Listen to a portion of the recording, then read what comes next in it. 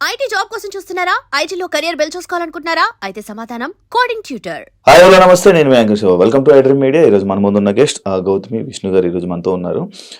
వీళ్ళిద్దరిని తీసుకురావడానికి ఒక కారణం ఉంది. Kasturba Gandhi national memorial trust వీళ్ళకి ఎంత మోసం చేశారు, వీళ్ళకి ఎంత అన్యాయం చేశారు, అండ్ ఈ అమ్మాయిని మానసికంగా ఇంకా అదే కాకుండా చాలా విధాలుగా ఆమెని వర్క్ చేయించుకొని యూస్ చేసుకొని అండ్ తనను ఇబ్బంది పెట్టి కొట్టి ఇలాంటివి చాలా ఇబ్బందులు పెట్టి ఇది చేసి, అదే కాకుండా లాస్ట్ 10 సంవత్సరాలు పని చేయించుకొని లాస్ట్కి 58,000 రూపాయలు ఎంతో ఈమె చేతిలో పెట్టి ఇది తీసుకొని పో అన్నట్టు, అంటే అప్పటికీ పంపలేదు. ఈమె బలవంతంగా బయటికి రావాల్సిన సిచ్యువేషన్ వచ్చింది. అసలు ఇన్ని సంవత్సరాలు 10 సంవత్సరాలు ఆమెను వాడుకుంటుంటే వీళ్ళు ఏం చేశారు, అసలు ఏం జరిగింది అనే ఈ సిచ్యువేషన్ పై మాట్లాడడానికి వీళ్ళిద్దరిని తీసుకురావడం జరిగింది. వీళ్ళతో మాట్లాడి మనకు తెలియని విషయాలు తెలుసుకునే ప్రయత్నం అయితే చేద్దాం. హాయ్ అండి, ఎలా ఉన్నారు? బాగున్నారా? గౌతమి బాగున్నావమ్మా? ఇప్పుడు ఓకేనా? ఇప్పుడు అసలు హైదరాబాద్కు రావడానికి కారణం ఏంటి? నువ్వు అంటే మా ఇంట్లో ప్రాబ్లం. మీ ఇంట్లో ప్రాబ్లమ్స్ వల్ల ఎవరు తీసుకొచ్చారు మిమ్మల్ని హైదరాబాద్? ఫస్ట్ ఎవరు తీసుకురాలా, నేను మీరే వచ్చారు. ఈ ట్రస్ట్ ఇది ఉందని మీకు ఎలా తెలుసు? ఇక్కడికి ఎలా వెళ్ళారు మీరు? ఫస్ట్ హైదరాబాద్ రావడం మొదటి అంటే సిబిఎస్ కాడ దిగిన కొత్తగా, నేను అప్పుడు హైదరాబాద్ రావడం సిబిఎస్ కాడ దిగి ఆడ కానిస్టేబుల్ ఒక ఆమె ఉండే. నేను ఎక్కువ ఏడుస్తుంటే ఆడ కూర్చొని ఏడుస్తుంటే ఏమైందా అని ఏడుస్తుంటే ఆమె తీసుకెళ్ళింది వాళ్ళ ఇంటికి. సొంత కూతురులా చూసుకున్నాను నన్ను.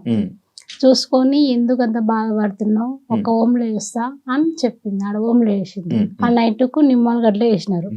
నిమ్మలగడ్డ నుంచి ట్రస్ట్కి తీసుకొచ్చినాను నన్ను. ఏం చేయిస్తా అన్నారు ఆ ట్రస్ట్ లో? మీకు ఎవరు ఉంటారు ఆ ట్రస్ట్ లో? Padmavathi madam in charge. ఏం పని అని చెప్పారు మీకు ట్రస్ట్ లో? అంటే ట్రస్ట్ లో నీకు అంటే వారం రోజులు ఏం పని చెప్పారు, 2 రోజులు 3 రోజులు ఏం పని చెప్పారు. పని చేయకుండా ఉంటారు ఖాళీగా. తిని పండుకోమ్మా 2-3 రోజులు ఖాళీ ఉంచిస్తారు.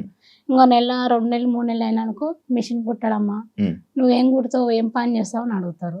అంటే వంట చేస్తావా, మిషన్ కుడతావా, ఏమన్నా పనులు చేస్తావా, కూరగాయలు కోస్తావా, ఓల్డ్ ఏజ్ వాళ్ళకు హెల్పింగ్ చేస్తావా, మెంటల్ ఏజ్ వాళ్ళకు పని చేస్తావా అని అడుగుతారు. ఈయన అవన్నీ నాకు చేత కాదు, మిషన్ నేర్చుకుంటా అని చెప్పిన.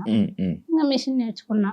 నాకు మిషన్ నేర్చుకుంటానని అన్నానుకో నాకు ఇంత ఇబ్బంది వస్తుందని అన్న అట్లా కళ్ళలో కూడా ఊహించుకోవాలి నేను. ఎప్పుడు నేర్చుకున్నారు మీరు? వెళ్ళిన 1 వీక్ మీరు మిషన్ కుట్టడం నేర్చుకున్నారా? ఎవరు ఈ ఇన్ఛార్జ్ మేడం? పద్మావతి లక్ష్మి గారు మీకు చెప్పారా ఇలా పని చేయాలి మీరు? అంటే ఫోర్స్ఫుల్ గా నేర్పించారా? అంటే మీ కాళ్ళ మీద మీరు నిల్చుంటారు కదా, అంటే కొత్తగా వచ్చిన కొంచెం మెల్లగా మాట్లాడుతుంది, రంగరంగ పాతలు అని రఫ్గా మాట్లాడేస్తుంది. మీకు ఎప్పటి నుంచి ఇబ్బంది పడడం స్టార్ట్ అయ్యారు మీరు అక్కడ? అంటే 10 సంవత్సరాల నుంచి ఇబ్బంది పడినాను. మీకు వెళ్ళినప్పటి నుంచి ఇబ్బంది పడుతూనే ఉన్నారు. అవును, నేను ఇది విన్నాను, మిమ్మల్ని కొట్టారు, టాబ్లెట్లు వేసి మరి కొట్టారు, చాలా ఇబ్బంది పెట్టారు అన్నారు. ఎందుకు కొట్టాల్సిన సిచ్యువేషన్ వచ్చింది మిమ్మల్ని? పని వినకపోతే, చెప్పిన పని వాళ్ళు చెయ్యకపోతే అట్లా ఇబ్బంది పెడతారు. అదే నీకు ఎలాంటి ఇబ్బందులు పెట్టారు నీకు? అంటే వాళ్ళు చెప్పిన పని చేయలే కదా, నేను ఎదురు సమాధానం మీరు ఇస్తా కదా, నేను ఎందుకు ఇస్తున్నావు, కొత్తగా ఇస్తున్నావు ఎదురు సమాధానం అని అట్లా కొట్టినారు, తిట్టినారు. అంటే నాకు తెలియకుండా మజ్జిగలో కలిపి టాబ్లెట్లు అంటే జ్యూస్లో కలిపి అట్లా ఇస్తారు. అంటే చాలా మంది ఉంటారు మా లాంటి ఏజ్ పిల్లలు. ఎంతమంది ఉంటారు మామూలు మీరు ఇలా వర్క్ చేసే వాళ్ళు అక్కడ? నాలాగా ఉంటే ఒక అమ్మాయి ఉంటుంది, ఒక అమ్మాయి. మీలాగంటే ఎంతమంది ఉన్నారు వర్క్ చేసే వాళ్ళు? ఎంతమంది ఉన్నారు మొత్తం అక్కడ? మినిమం 120 మంది ఉంటారు. 120 మందికి ఇలాంటి పరిస్థితి వస్తుందా, సిచ్యువేషన్స్ వస్తున్నాయా? అంటే మొత్తం ట్రస్ట్ మొత్తం కలిపి చెప్తున్నాను నేను, ఓల్డ్ ఏజ్ అంతా. 120 మంది ఉంటారు. మీరు ఇప్పుడు దాకా బ్యాగులు కుట్టారు, ఇవన్నీ చేశారు కదా, పని చేశారు కదా, ఈ 10 సంవత్సరాలు మీరు కష్టపడినందుకు మీకు ఎంత ఇచ్చారు? ఇగో ఈ డబ్బు ఇచ్చారు నాకు. నేనైతే చదువుకోలేదు, నాకు లెక్క పెట్టడం రాదు. మినిమం ఇది నా చేతిలో బ్యాగ్లో బ్యాగ్ కేసి పెట్టినారు. నేను ఎంత ఉన్నానో అడగలేదు, వాళ్ళు నాకు కాదు చెప్పలేదు. నా బ్యాగ్లో బుక్ వేసి పెట్టినారు, పోయిరా అని అన్నారు. మా అమ్మ వాళ్ళు మా మామ వచ్చినారు. నేను మా హాస్టల్కి పిలిపించిన, హాస్టల్ కాడికి పిలిపించి అమ్మ నేను తీసుకెళ్ళాను, నేను ఉండలేకపోతున్నాను. నేను ఫోన్ చేసిన, నాకు అక్కడ ఉండడం ఇష్టం లేదు కాబట్టి ఫోన్ చేస్తే అట్లా ఇబ్బంది పడుతున్నా. అప్పుడప్పుడు ఫోన్ తీసుకెళ్ళినారు, బ్యాంకులో అది బుక్ ఇచ్చినారు. ఎన్ని ఉన్నాయో కనీసం చెప్పలేదు. 10 సంవత్సరాలకి ఇదే ఇచ్చారేమో. అవును.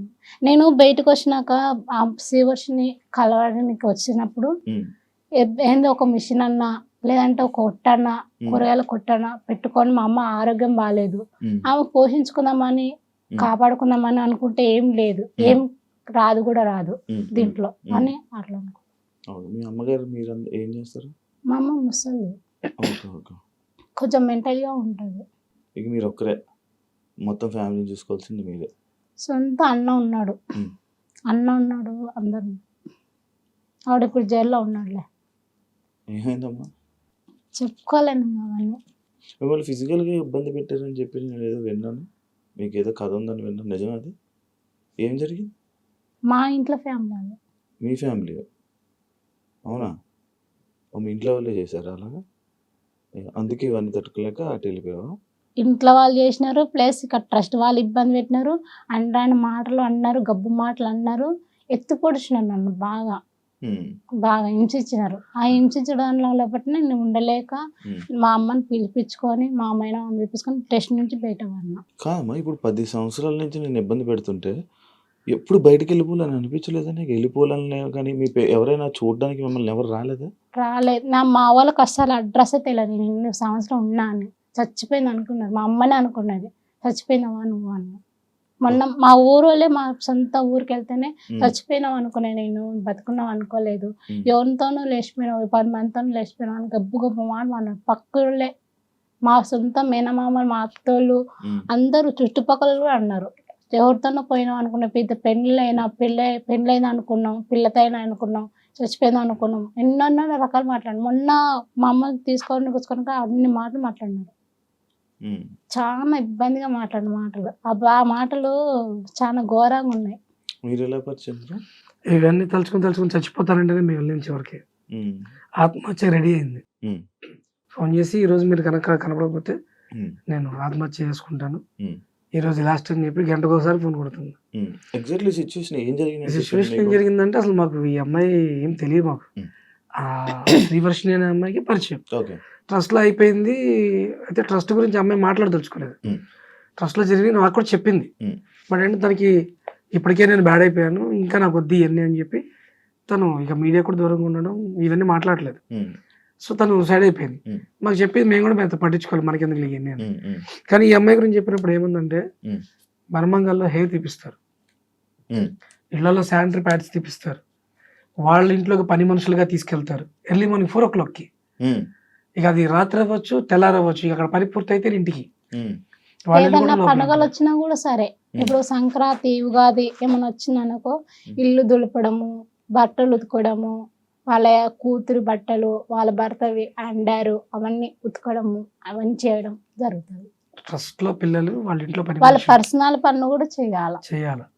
అన్ని మీకు ఒక దీనిలో ఒక చిన్న లాజిక్ ఏంటంటే, ట్రస్ట్ లోకి ప్రతిరోజు జస్ట్ మీరు ఒక 2 hours అక్కడ కూర్చోండి, మార్నింగ్ 9 to 11 కానీ 8 to 11 కానీ కూర్చోండి.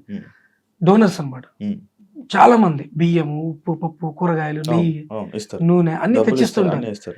ఇవన్నీ వాళ్ళ ఇంటికి వెళ్తున్నాయట. నేను ఫస్ట్ చూసి చాలా హ్యాపీగా ఫీల్ అయ్యా.